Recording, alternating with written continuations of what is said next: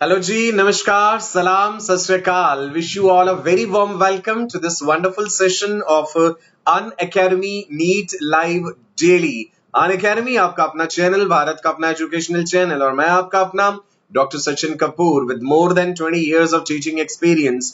2 decades इस experience के हैं और आपको भी इसका फायदा उठाना चाहिए, है ना? सो रेगुलर आपको इसी टाइम पे शार्प मुझसे मिलना है डेली, जब तक कि नीट एग्जाम में एक बेहतरीन रैंक आप नहीं ला पाते, राइट? आज का टॉपिक है जी हमारा infertility and ART, that is assisted reproductive technologies. Reproductive health chapter का ये लेक्चर नंबर 6 है। इससे पहले 5 लेक्चर्स इस चैप्टर में हो चुके हैं। जिन बच्चों ने किसी कारणवश वो नहीं देखे हैं, प्लेलिस्ट पे एक्सप्लोर कीजिए version 2.0, the latest updated upgraded version, और आप जरूर देखिए पीछे के लेक्चर्स भी, जिसमें अलग अलग contraceptive methods, sexually transmitted diseases, ये सब डिस्कस कर चुके हैं। आज का लेक्चर भी बहुत इंटरेस्टिंग होने वाला है जी, जिसमें हम जानेंगे कि साइंस ने कितनी तरक्की कर ली है। नेचर की बहुत सारी बातों के राज जान लिए हैं, लेकिन कई राज अभी भी छुपे हुए हैं। मैं बताऊंगा आपको कि ऐसी क्या क्या बातें हैं जो अभी तक हम सुलझा नहीं पाए हैं। So all my medical students, all my राजा बेटा एंड माई रानी बेटियां, I wish you all a very warm welcome to this wonderful session. Shreya, Vishwas, Tamanna, Manish, Vaibhavi, Kulsum, welcome ji, welcome to the session. So थोड़ी सी बातें मेरे बारे में। आपका अपना doctor Sachin Kapoor with MPhil and PhD degree. MPhil जानते हैं आप क्या होता है जी? Masters of philosophy. All India rank 1 AIIMS, all India rank 1 AIPMT and all India rank 1 DPMT। ऐसे ही कुछ बेहतर रैंक आपने लेकर के आने हैं।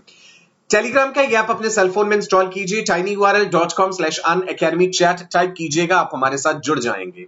एक और बेहतरीन एक्सप्लोर करने वाला ऑप्शन tinyurl.com/neetmobile। ये जब आप फोन के ब्राउजर में टाइप करेंगे ना, तो जितने हमारे प्रीवियस लेक्चर्स है वो आपको देखने को मिलेंगे, उनके PDF नोट्स भी मिलेंगे, राइट जी? अब आती है वो बात कि अगर आप अन अकेडमी का सब्सक्रिप्शन लेकर के हमारे साथ 1 to 1 आमना सामना करके पढ़ना चाहते हैं, जितनी भी अनुभवी एक्सपीरियंस्ड टीचर्स हैं उनके अनुभव का फायदा लेना चाहते हैं। देखिए, यूट्यूब की कुछ लिमिटेशंस हैं। यहाँ पे मैं आपसे डायरेक्टली सवाल पूछूं और आप जवाब दें, वो बात नहीं बनती है। आपके डाउट्स मुझ तक नहीं पहुंचेंगे, एक पर्सनल टच नहीं आ पाएगा यहाँ पे, है ना? वन वे कम्युनिकेशन है। जब आप अनअकैडमी का सब्सक्रिप्शन लेते हैं ना, तो ये कम्युनिकेशन फिर 2 वे हो जाता है।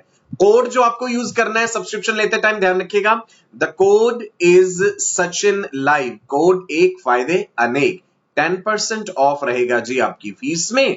इंडिया की बेहतरीन टीम से मिलने का सुनहरा मौका। अब आपको एक बहुत ही अच्छी खबर सुनाने जा रहा हूं, जिसे सुन के आपको बहुत मजा आएगा। That is battle of brains. कौन कौन है जी आप में जो इतना दिमाग रखता है कि जो इस बैटल को जीतना चाहता है?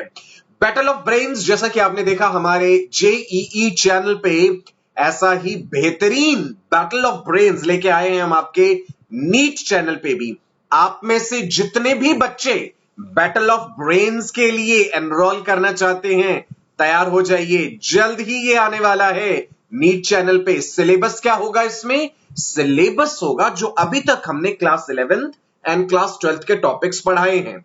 क्लास 11th और क्लास 12th के टॉपिक्स जो हम पढ़ा चुके हैं, वही होगा जी आपका बैटल ऑफ ब्रेन्स। आपके साथ जूम कॉल की जाएगी, आपकी वीडियो रिकॉर्डिंग यूट्यूब पे हम दिखाएंगे अपने बेहतरीन चैनल पे। सवाल मेरे, जवाब आपके होंगे। मैं और आपके all time favourite Mahendra Baahubali sir battle of brains लेकर के आ रहे हैं जी आपके लिए बहुत जल्दी। टेलीग्राम का ये ऐप जरूर अपने सेलफोन में इंस्टॉल कर लो। इसके बारे में कुछ और जानना चाहते हैं, टेलीग्राम के जरिए हम आपको बताएंगे। So wish you all the best for this battle of brains. चलिए जी, सो आज के लेक्चर की शुरुआत करते हैं। ऑल माय मेडिकल स्टूडेंट्स, आज हम डिस्कस करने जा रहे हैं infertility and assisted reproductive technologies.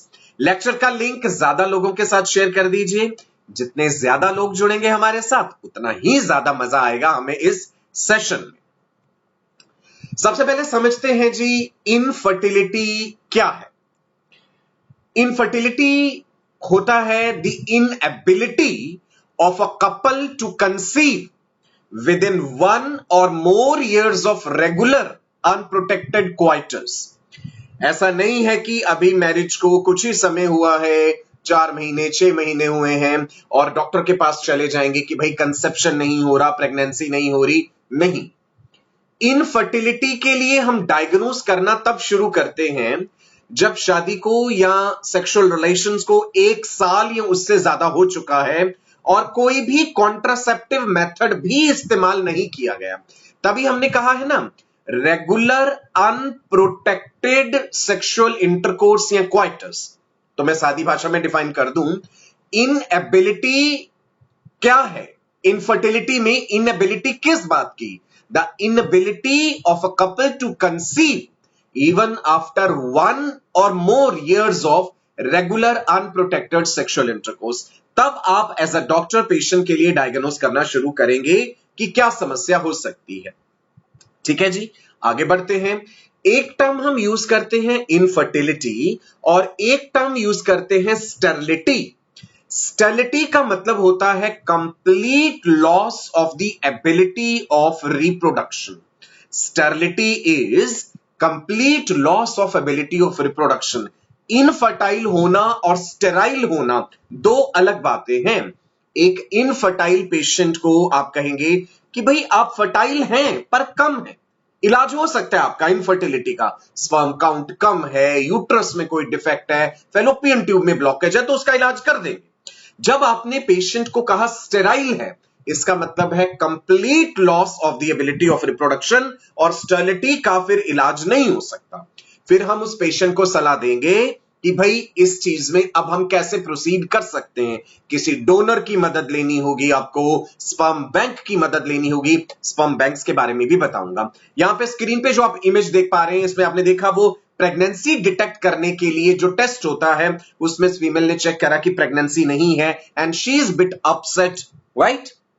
Now infertility को दो ब्रॉड कैटेगरीज में डिवाइड करते हैं। ऑल माय मेडिकल स्टूडेंट्स, मैं चाहूंगा कि लिंक आप ज्यादा लोगों के साथ शेयर कीजिए। हमेशा ये कहता हूं, अपनी तरफ से अच्छा काम जरूर कीजिए। आप ये बेहतरीन लेक्चर देख रहे हैं, चाहे अभी लाइव देख रहे हैं या बाद में रिकॉर्डेड देख रहे हैं, इसे फॉरवर्ड जरूर कीजिए।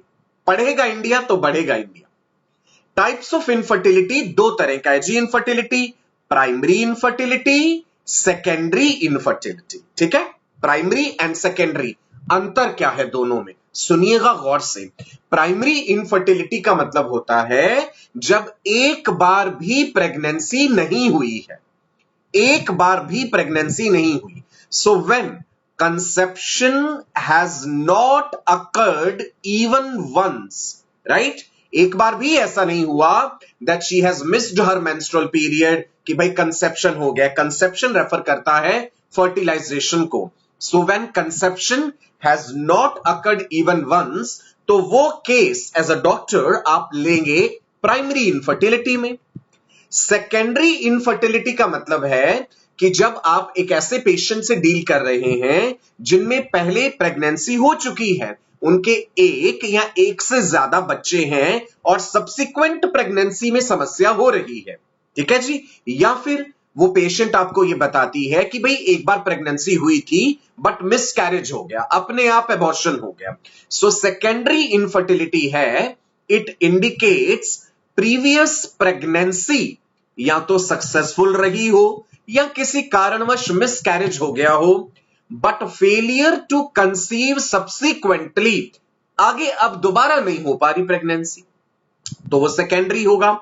Infertility can be due to defect in the male, it can be due to defect in the female और both। बड़ी अजीब बात है, हमारी सोसाइटी में अक्सर फीमेल को ब्लेम कर देते हैं इनफर्टिलिटी के लिए। ऐसा नहीं है। इनफर्टिलिटी का कारण मेल पार्टनर में भी हो सकता है, इनफर्टिलिटी का कारण फीमेल पार्टनर में भी हो सकता है और कई केसेस में दोनों में भी समस्या हो सकती है। लगभग 33% केसेस हमने देखा है, लगभग 33% केसेस में the problem is in the male partner. In another 33% cases problem is in the female partner. In another 33% cases दोनों में ही कोई ना कोई प्रॉब्लम है। 1% केसेस ऐसे रहते हैं जिनमें एज अ डॉक्टर भी, एज अ स्पेशलिस्ट आप भी डायग्नोज नहीं कर पाते, डॉक्टर्स भी नहीं जान पाते कि भाई कारण क्या है। ना मेल में कोई समस्या, ना फीमेल में कोई समस्या, फिर भी प्रेगनेंसी नहीं हो रही। सो देयर आर 1% केसेस जिसमें हम डायग्नोज ही नहीं कर पाते हैं। इज इट क्लियर जी? राइट। हूर फातिमा, मदन, अमृत, विकास, प्राची, अजमिल, जोगेश, अलीना, अजीत गुजर, अनुभूति, जेबा, मीरा, सोमामा, मैं चाहूंगा कि लेक्चर को आगे जरूर शेयर कीजिए। आपके प्यारे प्यारे लाइक्स भी जरूर आने चाहिए। पूरी टीम का एफर्ट होता है आपके लिए ये beautiful slides, crystal clear slides आप तक पहुंचाना। तो सबके लिए थम्स अप साइंस आपकी तरफ से आने चाहिए। चलो एक और टर्म बताता हूं। मैंने primary infertility, secondary infertility, sterility तो बताया। राजा बेटा एक चीज और ध्यान दीजिए, रिलेटिव इनफर्टिलिटी। रिलेटिव इनफर्टिलिटी का मतलब है कंपैरेटिवली। जब हम कहें ना किसी के कंपैरिजन में, in relation to this, as compared to this, तो relative infertility is present during lactation period. जब एक फीमेल बेबी के जन्म के बाद, बच्चे के जन्म के बाद अपना मिल्क बेबी को दे रही है, मैंने आपको बताया था ना उस समय प्रोलैक्टिन का लेवल हाई होता है। High level of prolactin suppresses ovulation, क्योंकि प्रोलैक्टिन ज्यादा होने से गोनेडोट्रोपिन्स का लेवल एलएच और एफएसएच का लेवल डाउन हो जाता है, जिसके कारण ओवुलेशन नहीं हो पाता। ठीक है, तो हम बोलेंगे फीमेल तब रिलेटिवली इनफर्टाइल है। एक और टर्म ध्यान दीजिए, फिजियोलॉजिकल स्टेरिलिटी। प्यूबर्टी से पहले, बिफोर सेक्सुअल मैच्योरिटी या before puberty, male as well as female दोनों ही फिजियोलॉजिकली स्टेराइल हैं। Physiology refers to the working mechanism of the body, because आप जानते हैं प्यूबर्टी से पहले, सेक्सुअल मैच्योरिटी से पहले तो स्पर्म प्रोडक्शन अभी शुरू ही नहीं हुआ है। तो अगर स्पर्म प्रोडक्शन अभी शरीर ने ही शुरू नहीं करा है, बॉडी का नेचुरल रीजंस है उस चीज के लिए, तो हम कहेंगे कि पर्सन फिजियोलॉजिकली स्टेराइल है, male as well as female before puberty. Females में फिजियोलॉजिकल स्टेरिलिटी आफ्टर मेनोपॉज भी हो जाएगी। जब मेनोपॉज हो गया, ओवरीज में जितना स्टॉक था ओवा का वो सब खत्म हो गया, तो अब तो संभव ही नहीं है कि प्रेगनेंसी हो पाएगी। फिर मेल्स में कोई मेनोपॉज नहीं है ना। मेल में जब स्पर्म प्रोडक्शन एक बार शुरू होता है, throughout life the male continues to produce sperms. हालांकि बढ़ती उम्र के साथ स्पर्म काउंट रिड्यूस होता है, the number of healthy sperms produced reduces, लेकिन स्पर्म्स बनते रहते हैं सारी उम्र। क्लियर है जी इतनी बात? अलग अलग टर्म्स क्लियर हो गई। Infertility, primary infertility, secondary infertility, relative infertility, sterility, physiological sterility, सारी टर्म्स क्लियर हैं। अब हम बढ़ते हैं आगे, मेल्स में इनफर्टिलिटी के क्या क्या कारण हो सकते हैं और उनका इलाज कैसे करते हैं। फिर हम डिस्कस करेंगे फीमेल्स में इनफर्टिलिटी के क्या क्या कारण हो सकते हैं और उनका इलाज कैसे करेंगे। Is it clear? राइट, इतना क्लियर है? थम्स अप साइन जरूर दीजिएगा। Male infertility, what can be the different reasons? पहला रीजन क्रिप्टोर्किडिज्म। याद कीजिए, टेस्टिस जो है मेल्स में, इन majority of the mammals including humans, testes are located outside the main body cavity in a pouch-like structure, and that pouch-like structure is called scrotum. Testes scrotum में क्यों है? Sperm production, maturation, storage, survival, चारों बातें, सिर्फ production ही नहीं, sperm production, maturation, storage, survival requires 2 to 3 degrees lower temperature than the core body temperature. Testis बनते तो main body cavity में है। जब एक फीमेल बेबी मदर के यूट्रस में डेवलप हो रहा है, उसके टेस्टिस प्रेगनेंसी के 7वें से 8वें हफ्ते पे बन जाते हैं, बट वो इंट्रा एब्डोमिनल होते हैं। धीरे धीरे testis they migrate towards the scrotum, और टेस्टिस स्क्रोटम में आ जाते हैं प्रेगनेंसी के 7वें से 8वें हफ्ते पे, सॉरी महीने पे, 7th to 8th month of pregnancy, या फिर at the time of birth of the baby. लेकिन अगर बच्चे के जन्म के समय भी टेस्टिस स्क्रोटम में नहीं है, तो उस क्लिनिकल कंडीशन को क्रिप्टोर्किडिज्म कहते हैं। सो कई बार आपको बता चुका हूं पहले भी प्रीवियस लेक्चर्स में, क्रिप्टोर्किडिज्म है failure of testis to descend into scrotum. एक टेस्टिस नहीं है स्क्रोटम में तो यूनिलेटरल, दोनों टेस्टिस नहीं है तो बाइलेटरल क्रिप्टोर्किडिज्म। तो जब डिलीवरी होगी, मेल बेबी पैदा हुआ, जो डॉक्टर है ऑन ड्यूटी वो चेक कर लेंगे कि स्क्रोटम में बच्चे के टेस्टिस है या नहीं है, दोनों टेस्टिस। अगर नहीं है तो डॉक्टर एडवाइस करेंगे कि भाई हम 2 महीने, 6 महीने, 1 साल वेट कर लेते हैं, टेस्टिस अपने आप स्क्रोटम में आ जाएंगे। लेकिन अगर वो नहीं आते हैं स्क्रोटम में तो ये क्रिप्टोकिडिज्म का केस है, फिर हमें एक सर्जरी परफॉर्म करनी पड़ती है, दैट इज ऑर्किडोपैक्सी। ये सर्जरी परफॉर्म करके हम टेस्टिस को स्क्रोटम में लेके आते हैं, क्योंकि अगर टेस्टिस हाई एब्डोमिनल टेम्परेचर पे ज्यादा लंबे समय तक रहेंगे तो टेस्टिस के स्पर्म बनाने वाले सेल्स स्पर्मेटोगोनिया खत्म हो जाएंगे, they are sensitive to temperature. लेकिन हार्मोन बनाने वाले लेडिक सेल्स पे, टेस्टोस्टेरोन बनाने वाले सेल्स पे टेम्परेचर का असर नहीं पड़ता। So when such a male baby grows up, he will be a perfectly normal masculine male, क्योंकि masculine कैरेक्टर्स का रीजन टेस्टोस्टेरोन है, तो लेडिक सेल्स वो तो बनाते रहेंगे, लेकिन प्रॉब्लम क्या होगी कि वो पर्सन एजोस्पर्मिक होगा, उसमें स्पर्म्स नहीं बनेंगे, स्टेराइल हो जाएगा। तो मेल्स में एक रीजन हमने पढ़ा इनफर्टिलिटी का, क्रिप्टोर्किडिज्म। So cryptorchidism is a condition in which testes are unable to descend in the scrotal sac and the sperms are not produced. Now, एक प्रॉब्लम हो गया ये। Now we come to the second reason, the second problem जो males में हो सकती है, that is erectile dysfunction, short में ईडी कहते हैं, इंपोटेंस भी कह देते हैं। इंपोटेंट कहना किसी को एक डेरोगेटरी लगता है वर्ड, डिसरिस्पेक्टफुल लगता है, इसीलिए हमने इस वर्ड को रिप्लेस करा है ईडी से, erectile dysfunction. Now what is the meaning of erectile dysfunction? मैं एक बात चाहूंगा आपसे कि लेक्चर का लिंक ज्यादा लोगों के साथ शेयर कर दीजिए। ये जनरल बातें हैं जो समाज में सबको पता होनी चाहिए, चाहे कोई कॉमर्स का स्टूडेंट है, चाहे आर्ट्स का है, चाहे आप साइंस के हैं, मेडिकल, नॉन मेडिकल, सबको ये बातें जानना जरूरी है। Let's discuss what is erectile dysfunction. It is inability of a male to achieve and maintain. कई बार क्या है कि अचीव हो गया इरेक्शन, मेंटेन्ड नहीं रहा, थोड़ी देर बाद वो सबसाइड कर गया। So it is inability of a male to achieve और maintain successful erection of the penis so that sexual intercourse is not possible, the penetrative sexual intercourse is not possible, तो हम कहते हैं that the male is having erectile dysfunction। अब इसके कारण क्या हो सकते हैं? कारण कई तरह के हो सकते हैं। ब्रॉडली रीजंस को 2 कैटेगरीज में डिवाइड किया जाता है, साइकोलॉजिकल रीजंस, फिजियोलॉजिकल रीजंस। ज्यादातर केसेस में देखा गया है the reason is psychological, that there can be some kind of traumatic experience in the childhood, sexual relations को लेकर के, क्वाइटस को लेकर के कोई डर है, मन में खौफ है, किसी तरह का बचपन का कोई ऐसा एक्सपीरियंस रहा है इंसान का कि उसे डर है उस चीज से। पेशेंट के साथ प्रॉपर काउंसलिंग करके हम ये बात जान सकते हैं कि रीजन क्या है। ज्यादातर केसेस में साइकोलॉजिकल होता है, प्रॉपर काउंसलिंग जब हम करते हैं पेशेंट की तो समस्या ठीक हो जाती है। कम केसेस ऐसे हैं जिसमें एक्चुअल कोई फिजियोलॉजिकल रीजन है कि पेनिस की ब्लड वेसल्स में कोई प्रॉब्लम है, मसल्स में कुछ प्रॉब्लम है, स्पाइनल कॉर्ड में कोई इंजरी हुई है। कम केसेस ऐसे हैं जहां पे ऐसा रीजन मिलता है, तो उसका भी इलाज है। आपने सुना होगा there is a wonder drug Viagra का नाम आपने सुना होगा।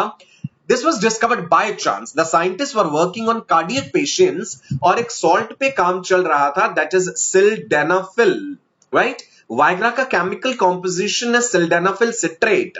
सिल्डेनाफिल सिट्रेट जो है it increases, it enhances the effects of nitric oxide in the body.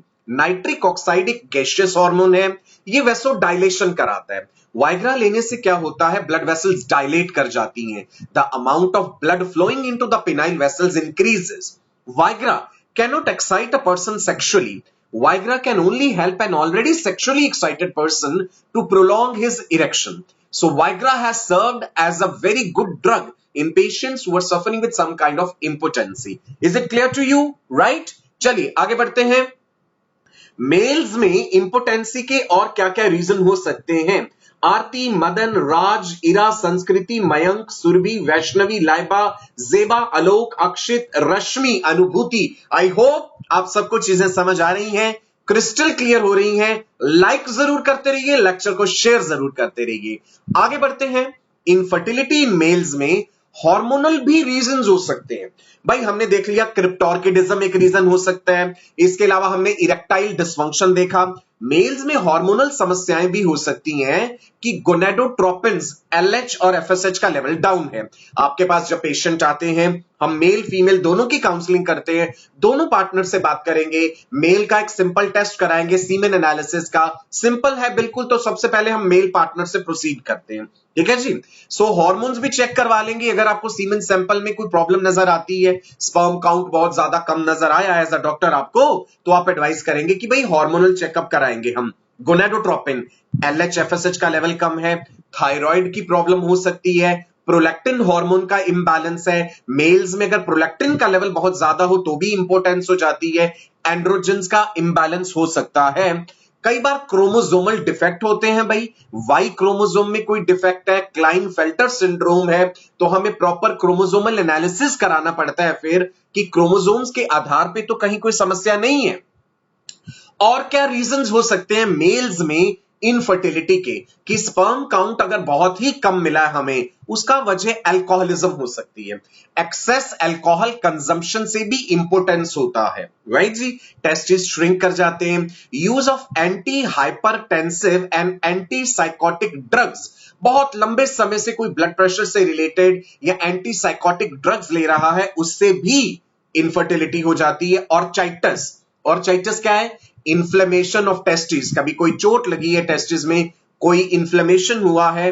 Varicocele, जो वेरिकोस वेन्स बन जाते हैं स्क्रोटम में, स्वेलिंग ऑफ द वेन्स हो जाए, varicocele. Hydrocele can be a reason, testis के चारों तरफ फ्लूइड भर जाता है, सादी भाषा में हम कह देते हैं कि पानी भर गया स्क्रोटम में, दैट इज हाइड्रोसील। तो इन सब समस्याओं का इलाज है, सही डॉक्टर के पास जाकर के सही समय पे अगर इलाज कराया जाए तो इन समस्याओं से निपटा जा सकता है। इज इट क्लियर जी? राइट, यहां तक समझ आया कि मेल्स में इनफर्टिलिटी के क्या क्या कारण हो सकते हैं। सबसे पहले हम मेल पार्टनर को ही डायग्नोज करते हैं। हम ये सजेस्ट करेंगे, एज अ डॉक्टर आप सजेस्ट करेंगे कि भाई आपको अपना सीमेन एनालिसिस करवाना है। आसान सा टेस्ट है, आप पेशेंट को बता देंगे कि 3 से 5 दिन तक का रुका हुआ सीमेन चाहिए। आई मीन 3 से 5 दिन तक कोई सेक्सुअल एक्टिविटी ना हुई हो, सीमेन इजैक्यूलेट ना हुआ हो। जब रुका हुआ सीमेन लेंगे तो उसमें रिजल्ट्स ज्यादा बेटर मिलेंगे। A condom is never used for collecting the semen sample because उसमें ऑलरेडी स्पर्मिसाइडल एजेंट्स होंगे और स्पर्म्स मर जाएंगे।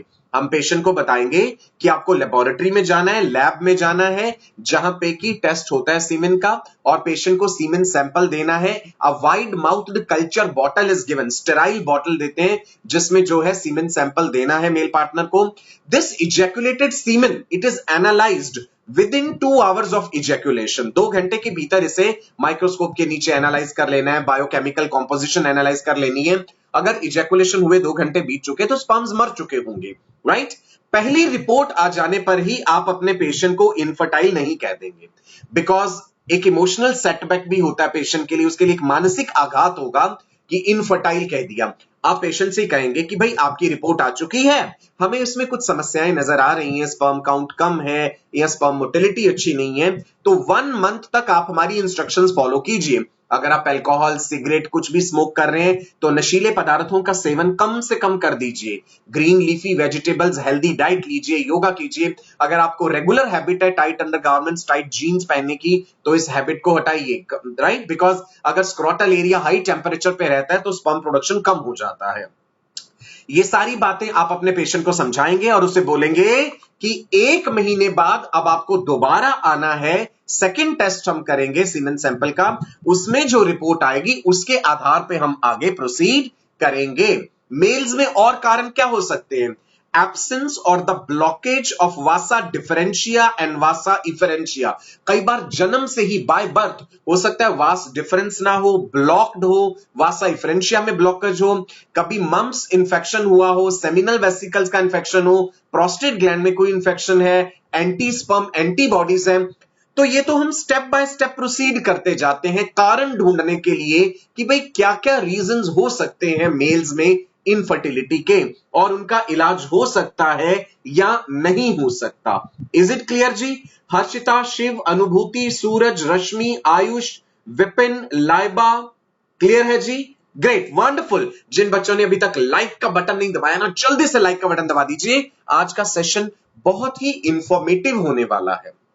चलिए, मेल्स में इनफर्टिलिटी के अलग अलग रीजंस हमने डिस्कस करे। अब हम जिक्र करते हैं कि फीमेल्स में, महिलाओं में इनफर्टिलिटी के क्या क्या कारण हो सकते हैं। भाई, हार्मोनल समस्या तो फीमेल्स में भी हो सकती है, फेलोपियन ट्यूब्स का ब्लॉकेज हो सकता है, यूट्रस के एंडोमेट्रियम में समस्या हो सकती है। यूट्रस की सबसे अंदर वाली लाइनिंग को एंडोमेट्रियम कहते हैं। सो फीमेल्स में एंडोमेट्राइटिस हो सकता है। What is endometritis? It is inflammation of endometrium of uterus, right? Uterus की सबसे अंदर वाली लाइनिंग एंडोमेट्रियम है। सो इसका इलाज संभव है। एक्सपर्ट डॉक्टर जो है इसके लिए मेडिसिन देंगे, हम इस समस्या का समाधान कर सकते हैं। अनदर प्रॉब्लम इज, स्पेलिंग ध्यान दीजिएगा, इट इज एंडोमेट्रियोसिस। पहला क्या था? एंडोमेट्राइटिस। This is endometriosis. कई बार क्या होता है कि यूट्रस का एंडोमेट्रियम यूट्रस के अंदर ग्रो ना करके यूट्रस की दीवारों में बाहर की तरफ ग्रो कर जाता है, ओवरी तक पहुंच जाता है। अब आप सोचेंगे ये कैसा हुआ? भाई आप खुद ही सोचिए, मेंस्ट्रुअल ब्लीडिंग के टाइम पे जब यूट्रस कॉन्ट्रैक्ट कर रहा है तो वेजाइना के थ्रू तो ब्लड आता ही है, फेलोपियन ट्यूब्स की तरफ भी ब्लड जा सकता है। ब्लड के कुछ drops endometrial tissue fallopian tube की तरफ गए तो वो फेलोपियन ट्यूब में ग्रो कर सकते हैं। फेलोपियन ट्यूब से एंडोमेट्रियल सेल्स बाहर निकल के ओवरी तक भी जा सकते हैं, यूट्रस की बाहरी दीवारों तक भी आ सकते हैं। So growth of endometrial tissue at places other than the lumen of uterus is called endometriosis and it is a very common problem in females. Female infertility में ये एक बहुत इंपॉर्टेंट रीजन रहता है और इसका इलाज करना भी थोड़ा मुश्किल हो जाता है। फीमेल्स में भी हार्मोन्स की समस्याएं हो सकती हैं। गोनेडोट्रोपिन की डेफिशिएंसी है। एज अ डॉक्टर आप अपने पेशेंट का LH, FSH, thyroid, prolactin, oestrogen, progesterone, सारे हार्मोन्स के टेस्ट आप करवाएंगे, बिकॉज आपको समस्या की जड़ तक पहुंचना है कि क्या रीजन है इनफर्टिलिटी का। मान लो यूट्रस बिल्कुल ठीक ठाक है, एंडोमेट्रियम की कोई समस्या नहीं है, फेलोपियन ट्यूब में कोई ब्लॉकेज नहीं है, आपने अल्ट्रासाउंड करके देखा ओवरी में फॉलिकल ठीक बन रहे हैं, तो हार्मोन्स के लेवल पे कहीं समस्या तो नहीं है, तो हार्मोन्स का चेक कराएंगे। और क्या कारण हो सकते हैं फीमेल्स में? एन ओवुलेशन, की भाई फॉलिकल डेवलप तो करता है लेकिन प्रॉपरली ओवुलेशन नहीं हो रहा और कॉर्पस ल्यूटियम नहीं बन रहा। There is no formation of corpus luteum, यानी जो ग्राफियन फॉलिकल बना है वो रप्चर ही नहीं हो रहा, वो एक सिस्ट की फॉर्म ले लेता है। पॉलीसिस्टिक ओवेरियन डिसऑर्डर हो सकता है। There is no corpus luteum formation, या बहुत कम बार ओवुलेशन होता है, ल्यूटियल फेस प्रॉपर नहीं है, या फिर defective growth of uterus and vagina है जन्म से ही। So there can be different reasons. As a doctor आपको स्टेप बाय स्टेप डायग्नोज करते जाना होता है कि आपके पेशेंट में क्या समस्या है।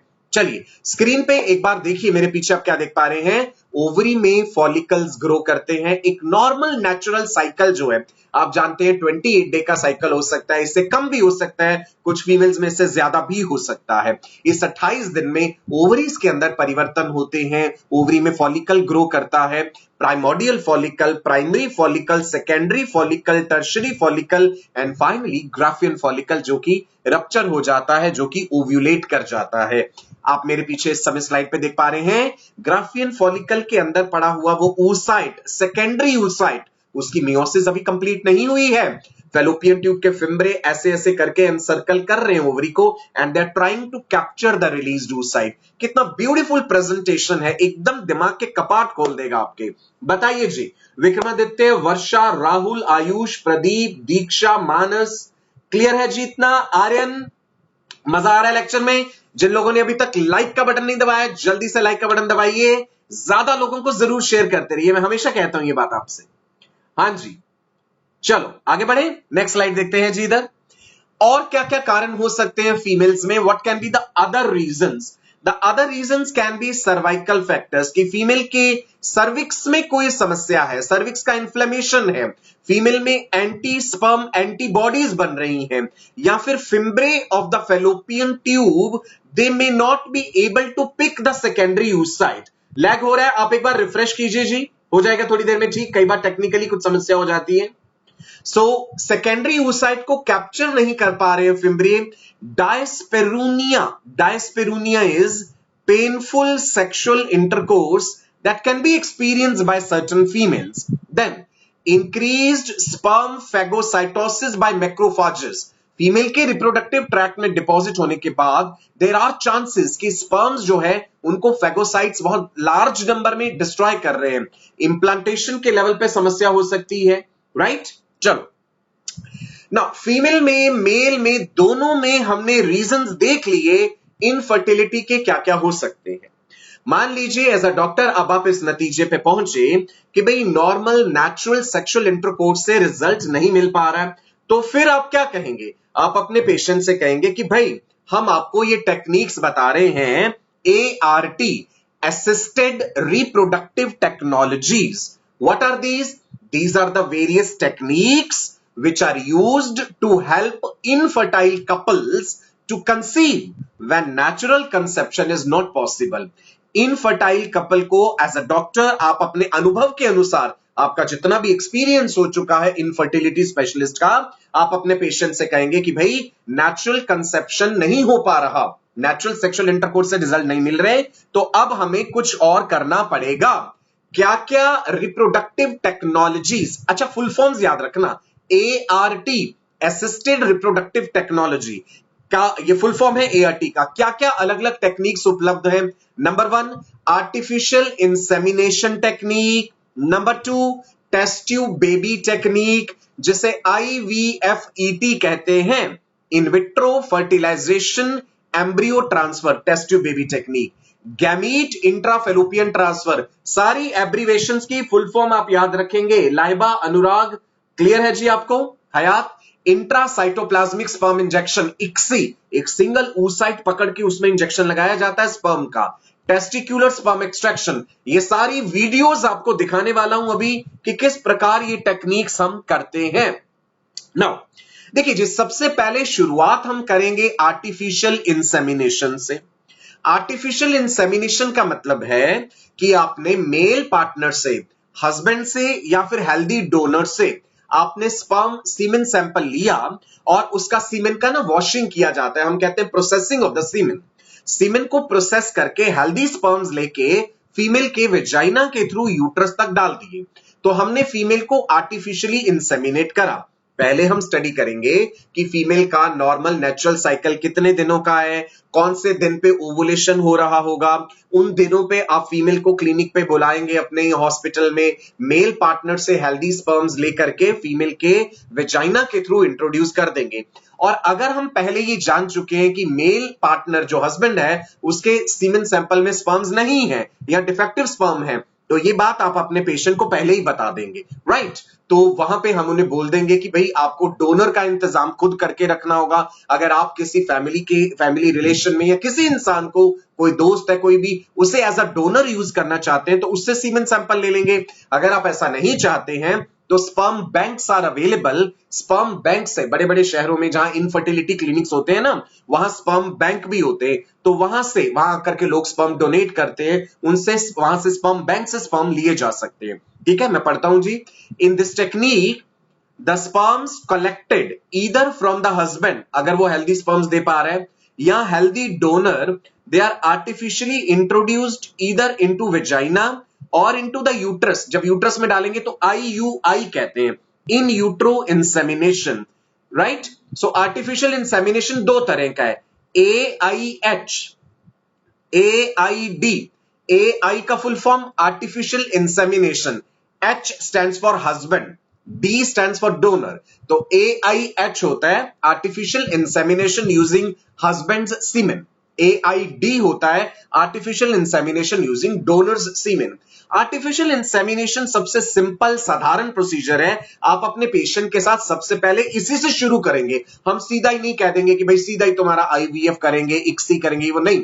We try with the simplest procedure, इससे रिजल्ट मिल जाए तो नथिंग लाइक दैट, है ना? So artificial insemination is done in which cases? Number 1, inability of the male partner to copulate with the female। अगर किन्हीं कारणों से नेचुरल सेक्सुअल इंटरकोर्स मेल नहीं कर पा रहा है, इंपोटेंस है, उसका इलाज नहीं हो पा रहा, तो फिर हम आर्टिफिशियल इंसेमिनेशन कर देते हैं। दूसरा, very low sperm count in the semen. NCERT के अकॉर्डिंग है ये बात, मैंने आपके लिए लिखी है। This can be asked as a question in NEET exam कि आर्टिफिशियल इंसेमिनेशन कब किया जाता है। दो कंडीशंस में, inability of the male partner to copulate, to have sexual intercourse with the female. Number 2, very low sperm count in the semen. Hoor Fatima, Pallavi, clear है जी? Prachi, Suraj, is it clear to you?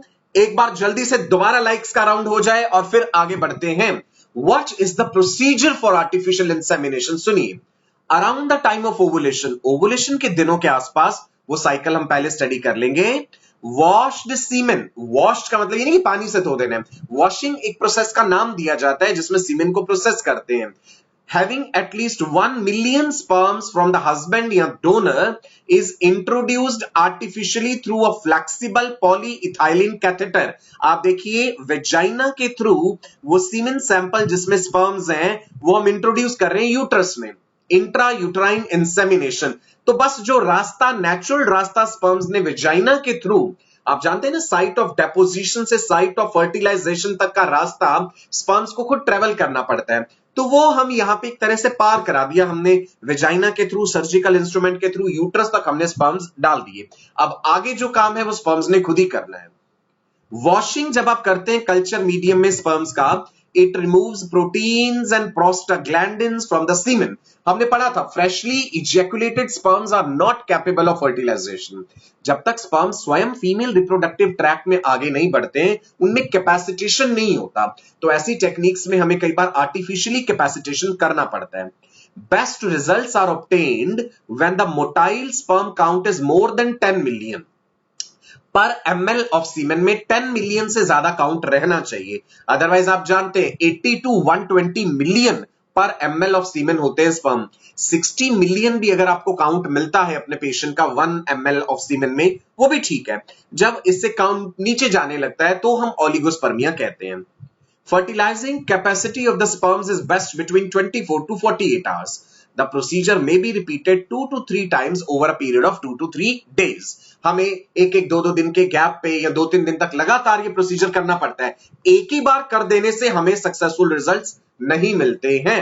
Now, इस technique का, artificial insemination का success ratio जो है, the success ratio varies ranging between 20 to 40%। Success ratio 20 से 40% रहता है। IUI along with super ovulation gives better results। देखिए, आप जानते हैं एक फीमेल एक रिप्रोडक्टिव साइकिल में एक ही ओवा रिलीज करती है। अगर हम इस तरीके से आर्टिफिशियल इंसेमिनेशन कर रहे हैं तो प्रोबेबिलिटी या चांसेस कम है सक्सेसफुल फर्टिलाइजेशन के। सो डॉक्टर्स क्या करते हैं, साथ में सुपर ओवुलेटरी ड्रग्स दे देते हैं।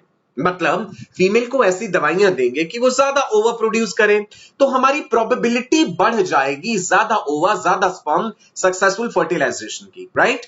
When husband's sperm are defective, AID method is used, artificial insemination using donor's semen.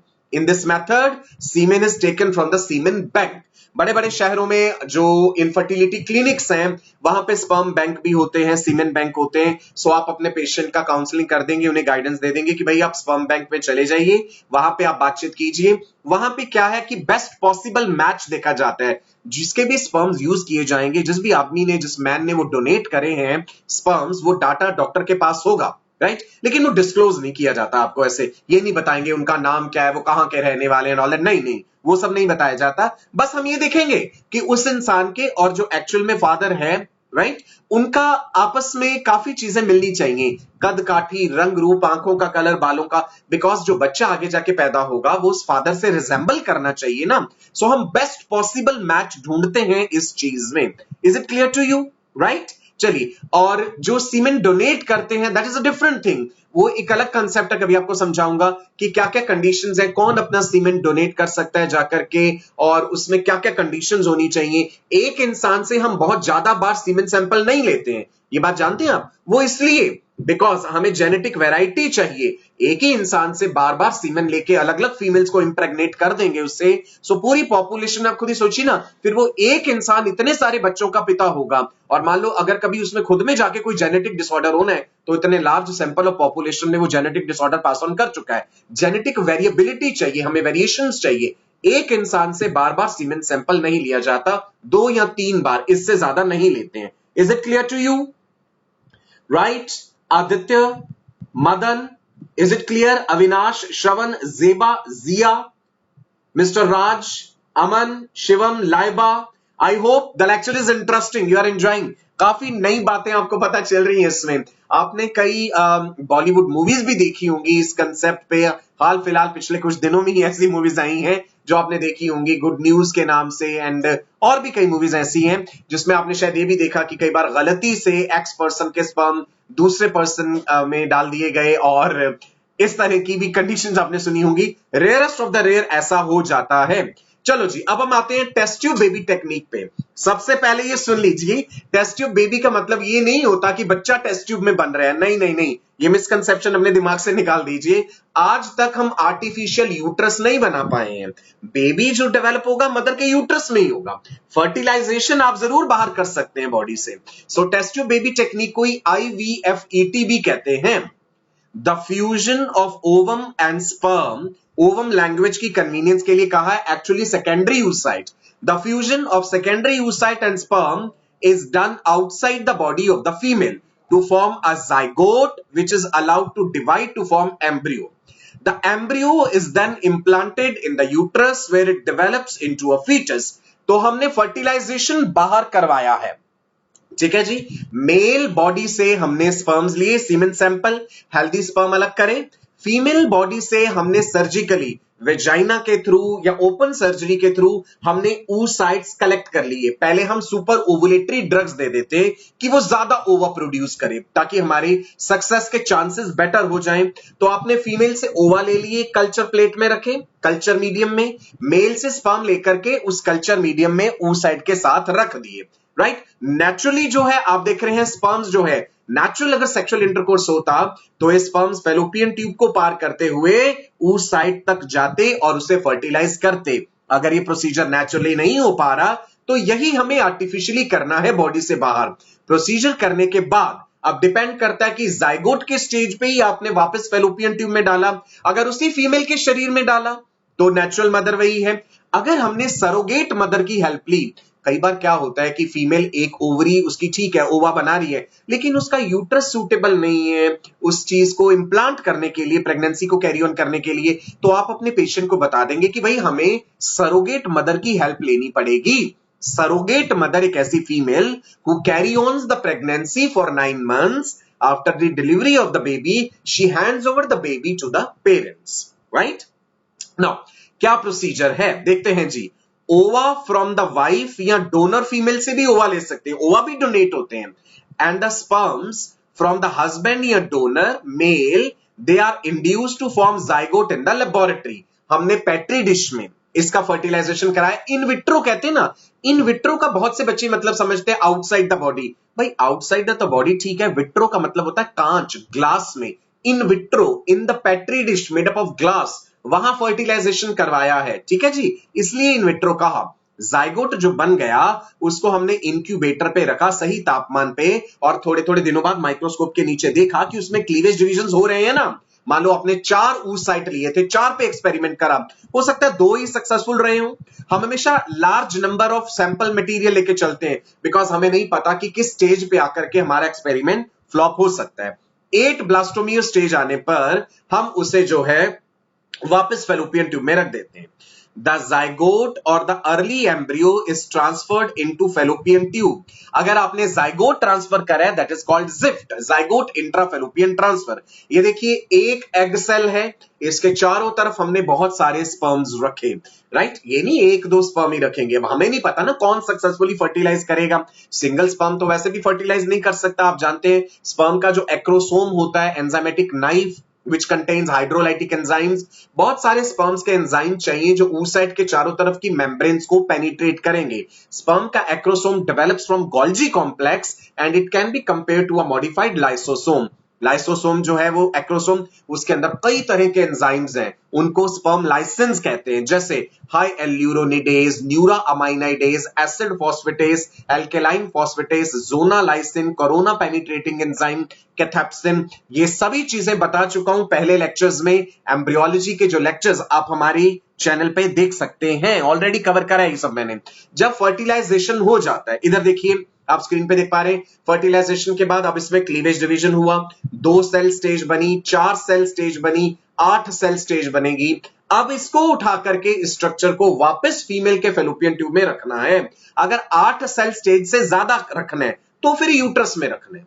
Zygote से लेके 8 सेल स्टेज तक हम फेलोपियन ट्यूब में रख सकते हैं, 8 सेल स्टेज से ज्यादा हो गया तो यूट्रस में रखते हैं। इज इट क्लियर जी? Right. Surabhi, Ravi, Akshit, Maria, Nitin, great. चलो आगे बढ़ते हैं। नाउ ये आप देखिए, आप मेरे पीछे देख पा रहे हैं लैब्स में जो स्पेशलाइज्ड लेबोरेटरीज हैं उनमें किस तरह से ये इंक्यूबेटर्स होते हैं, जहां पे जितना बॉडी टेम्परेचर है उसी पे तो रखना होगा, ऐसे बाहर रूम टेम्परेचर पे तो आप नहीं रख सकते ना। आपको वो सारी पॉसिबल कंडीशंस प्रोवाइड करानी है जो एक्चुअल बॉडी में इंटरनली स्पर्म एंड oocyte जब फर्टिलाइज होते और जो कंडीशंस वो एक्सपीरियंस करते, वो हमें आर्टिफिशियली लैब में वो सब कुछ करना पड़ता है। ठीक है जी। If the embryo is with more than 8 blastomeres, it is transferred into the uterus. That is IUT, intrauterine transfer, ताकि यूट्रस में वो इंप्लांट हो जाए। हम कई बार 2 एम्ब्रियो रखते हैं, कई बार 4 रखते हैं। हम पहले पेशेंट को बता देंगे ये बात, क्योंकि भाई हमें नहीं पता कि वो सक्सेसफुली इंप्लांट करेगा या नहीं करेगा। मैक्सिमम सक्सेस रेशियो एक्सपर्ट से एक्सपर्ट डॉक्टर 40% तक दे सकता है, इसमें गारंटी नहीं होती। These techniques are very costly also. Thus, in the in vitro fertilization यानी IVF, fertilization is outside the body in almost similar conditions as that of body and it is followed by embryo transfer. ठीक है, ये देखिए कैसे surgical instruments के जरिए vagina के through cervix and then uterus में वो छोटा सा स्ट्रक्चर जो आपने एक डॉट सा दिखा है वो हमने अंदर डाल दिया यूट्रस में, कि भाई अब वो इंप्लांट यूट्रस में करेगा। मदर के यूट्रस जैसी कोई आर्टिफिशियल चीज अभी तक हम लैब में नहीं बना पाए हैं। ठीक है मेरे राजा बेटा। दीक्षा, पल्लवी, धनराज, डॉक्टर त्यागी, विकास, मॉर्गन, सानिया, सुरभि, अजमुद्दीन, मदन, सुखदेव दत्ता, नैन्सी, सोनाली। चलो जी, क्लियर है इतना? जिन्होंने अभी तक लाइक का बटन नहीं दबाया था, जल्दी से लाइक का बटन दबाइए। आपके लाइक्स मेरे लिए एनर्जी का काम करते हैं। That's why I repeatedly tell you to do that. Clear है जी? चलो आगे बढ़ रहा हूं अगली स्लाइड पे। ये देखो यहां पे बड़ी खूबसूरती से दिखाया गया है कि एक छोटा सा नन्हा सा बच्चा टेस्ट ट्यूब में है। ध्यान रखिएगा, बेबी टेस्ट ट्यूब में डेवलप नहीं हो रहा, सिर्फ टेक्निक का नाम टेस्ट ट्यूब दे दिया गया है। फर्टिलाइजेशन तो हमने बाहर कराया है। Implantation of the embryo takes place in the uterus where it develops into a fetus and then forms a child. और नॉर्मल तरीके से ही जन्म होगा बच्चे का। The mother will give birth to a normal child on completion of gestation. अब ये depend करता है डॉक्टर के अपने अनुभव पे, एक्सपीरियंस पे, कि वो सिजेरियन परफॉर्म करके बेबी को बाहर निकालना चाहते हैं या फिर वो वेजाइनल डिलीवरी ही कराएंगे। It is to be noted that the baby is not reared in the test tube. ये बच्चा टेस्ट ट्यूब में नहीं डेवलप हो रहा। ध्यान रखना, टेक्निक का नाम टेस्ट ट्यूब है। चलो, क्या आप जानते हैं वर्ल्ड की first test tube baby? Important, this can be asked as a question in NEET. The first test tube baby, Louise Joy Brown. She was born on July 25, 1978 in England. कौन से 2 महान डॉक्टर्स हैं जिन्होंने ये technique को pioneer किया? Doctor Patrick Steptoe and doctor Robert Edwards. They pioneered this technique. Doctors का नाम भी याद रखिएगा, लुइसी ब्राउन की तस्वीर भी आपके सामने है। राइट, चलिए जी आगे बढ़ते हैं। अगर हम इंडिया का जिक्र करें, भारत भी कम नहीं है, हमारे इंडिया में भी महान डॉक्टर्स हैं। डॉक्टर इंदिरा हिंदुजा जैसे, she is from Mumbai. Doctor Indira Hinduja ने पहला सक्सेसफुल एक्सपेरिमेंट परफॉर्म करा। India's first test tube baby was born on August 6, 1986 in KEM Hospital, Mumbai, and the name of that baby is Kumari Harsha. The credit goes to India's topmost doctor, Dr. Indira Hinduja. So मैं हमेशा कहता हूं ना, world famous doctor बनना है। आप भी देख लीजिए, प्रेरणा स्रोत है ये आपके लिए। आपको अगर बनना है तो फिर ऐसे डॉक्टर बनना है कि पूरे विश्व स्तर पर आपका नाम हो। क्लियर है जी? राइट, चलिए आगे बढ़ते हैं। अब एक बात बताना चाहूंगा, एक कंट्रोवर्सी भी रही उसी समय में। वो कंट्रोवर्सी ये थी कि कुछ रिपोर्ट्स ये कहती हैं, some persons claim that India या Asia's first and world's only second test tube baby was born in Kolkata on 3rd of October 78।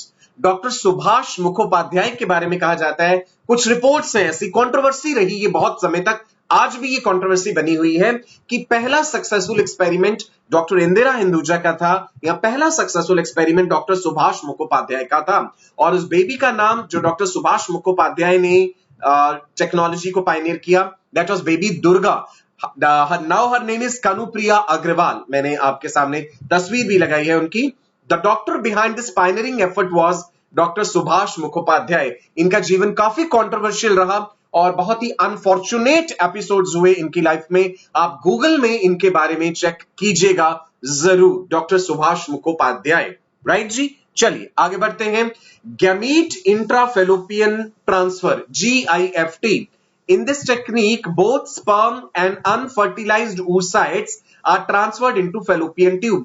कई बार क्या होता है कि जी हमें दोनों साइड की फेलोपियन ट्यूब जो है, उनमें से जो हेल्दी फेलोपियन ट्यूब है, हम डायरेक्टली गैमीट्स यानी ओवा एंड स्पर्मेटोजोआ को फेलोपियन ट्यूब्स में रख देते हैं कि फर्टिलाइजेशन जो है वो शरीर के अंदर हो। राइट, स्पर्म्स हमने मान लीजिए डोनर से लिए हैं, ओवा फीमेल का अपना है, तो उसे फेलोपियन ट्यूब में रखा। So the fertilisation is taking place in vivo. In vivo means inside the body. So in this procedure super ovulation पहले हम कर लेंगे, जैसा कि IVF के केस में। सो गैमीट इंट्राफेलोपियन का मतलब ओवा एंड स्पर्मेटोजोआ हमने खुद फेलोपियन ट्यूब में रखे ताकि वहां का नेचुरल एनवायरनमेंट उन्हें मिले, सक्सेस रेशियो ज्यादा होगा।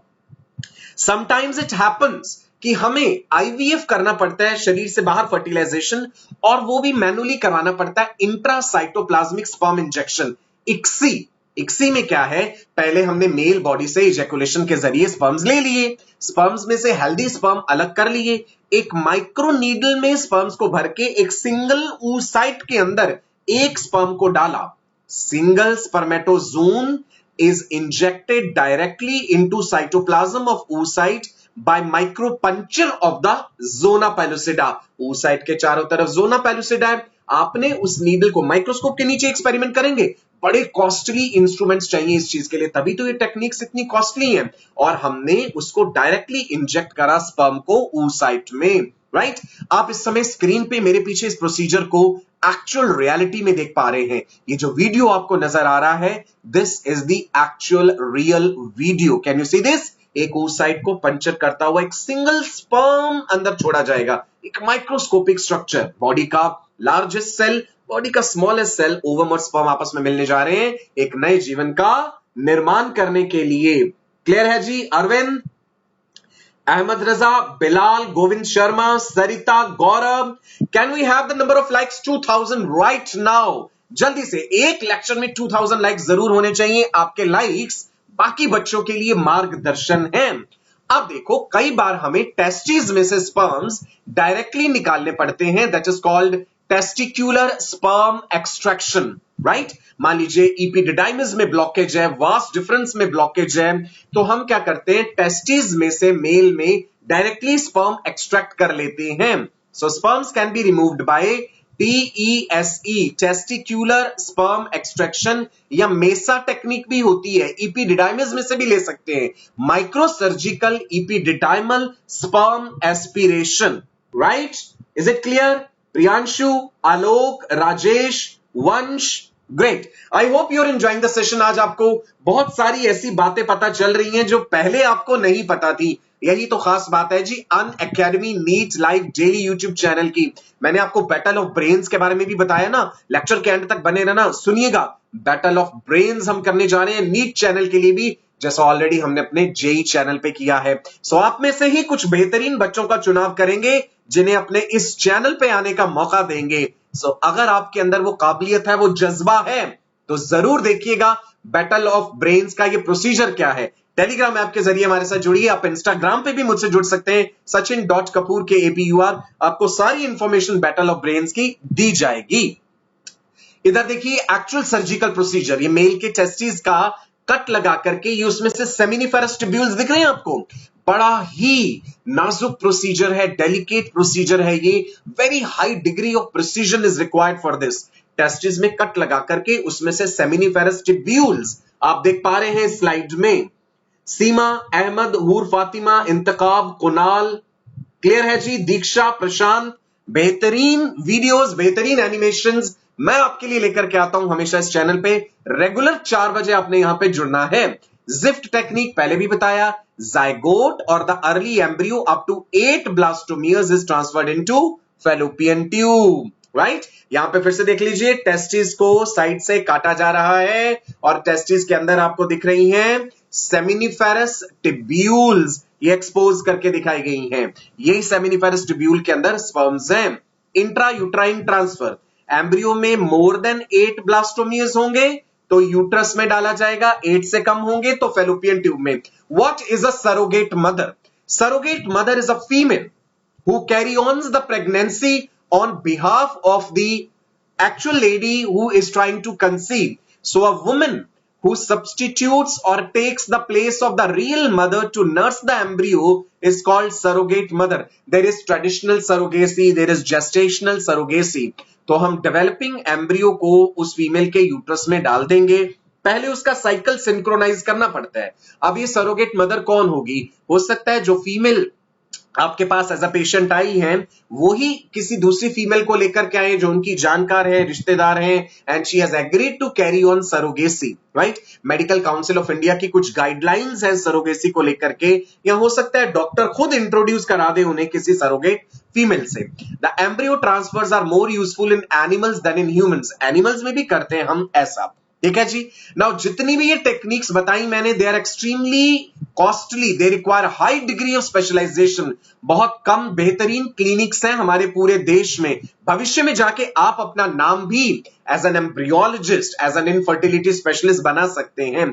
इन टेक्निक्स को परफॉर्म करने के लिए high degree of precision, costly equipments, costly instruments चाहिए, और बहुत सारे emotional, social and religious factors भी इन्वॉल्व होते हैं कि कई बार ये लगता है कि ये आर्टिफिशियल तरीके हैं, जो बेबी पैदा होगा पता नहीं कैसा होगा। सो सबसे बेहतर तरीका तो ये रहता है एडॉप्शन। बच्चे एडॉप्ट भी किया जा सकते हैं। इंडिया में there are so many orphaned and destitute, यानी ऐसे बच्चे हैं जो अनाथ हैं, जिनके पास घर बार नहीं है, जिनके पास खाने को या पहनने को कपड़े नहीं है, बेहतरीन सुविधाएं नहीं है। ऐसे बच्चों को अपनाया जा सकता है, उनके साथ एक अपनत्व डेवलप किया जा सकता है। So adoption of these children is one of the best methods for couples who are looking for parenthood, और कानून भी हमारा अनुमति देता है लीगल एडॉप्शन के लिए। क्लियर है जी? So I hope you have enjoyed the session. आपको बहुत सारी बेहतरीन बातें आज पता चली हैं। इस लेक्चर को ज्यादा लोगों के साथ फॉरवर्ड जरूर कीजिएगा, विद्या बांटने से बढ़ती है। रेगुलर 4 बजे आपने हमारे साथ जुड़ना ही है। और बैटल ऑफ ब्रेन्स जिसका मैं जिक्र कर रहा था, टेलीग्राम का ऐप अपने सेलफोन में इंस्टॉल करो, tinyurl.com/unacademychat फोन के ब्राउजर में टाइप करना, फिर ऐप डाउनलोड करने के बाद जब फोन के ब्राउजर में टाइप करोगे तो हमारे साथ जुड़ जाओगे। वहीं पे इसका लिंक हम आपके साथ शेयर करेंगे, हमारे आने वाले वीडियोस में भी इसका लिंक शेयर किया जाएगा। जल्दी से ही हम सिलेक्शन प्रोसीजर शुरू कर रहे हैं। पूरे भारतवर्ष में बेहतरीन ब्रेन्स हमें चाहिए। अपने Unacademy NEET live daily channel पे आपको आने का मौका देंगे, राइट जी। Monday, Tuesday, Wednesday class 11th के लेक्चर्स हैं, Thursday, Friday, Saturday class 12th के लेक्चर्स हैं। टाइम टेबल आपकी टिप्स पे होना चाहिए। 4 बजे मैं आता हूं आपके पास, डॉक्टर सचिन कपूर, 5 बजे महेंद्र सर, 6 बजे अनूप सर, 7 बजे प्रदीप सर, 8 बजे अनु गुप्ता सर। सो ये सारे लेक्चर्स आपने अटेंड करने हैं जी। टेलीग्राम का ऐप डाउनलोड करने के बाद जो लिंक आपने टाइप करना है वो भी आपको बता दिया मैंने यहाँ पे। tinyurl.com/neet मोबाइल का फीचर एक्सप्लोर कीजिए। अनअकैडमी सब्सक्रिप्शन के क्या बेहतरीन फायदे हैं। लाइव क्लासेस रिकॉर्डेड भी मिलेंगी, interaction with educator, live polling, test series, analysis, live doubt clearing sessions, India की बेहतरीन टीम से पढ़ने का सुनहरा मौका। करना क्या है, अनअकैडमी का लर्निंग ऐप अपने सेलफोन में इंस्टॉल करना है, फिर प्लस के सेक्शन में जाना है, फिर नीट यूजी कैटेगरी सिलेक्ट करनी है, फिर 1 ईयर या 2 ईयर का सब्सक्रिप्शन डिपेंडिंग अपॉन आपने नीट 2021 देना है तो आप 1 ईयर का सब्सक्रिप्शन लेंगे। कोड यूज करेंगे सचिन लाइव, कोड 1 फायदे या नहीं, राइट।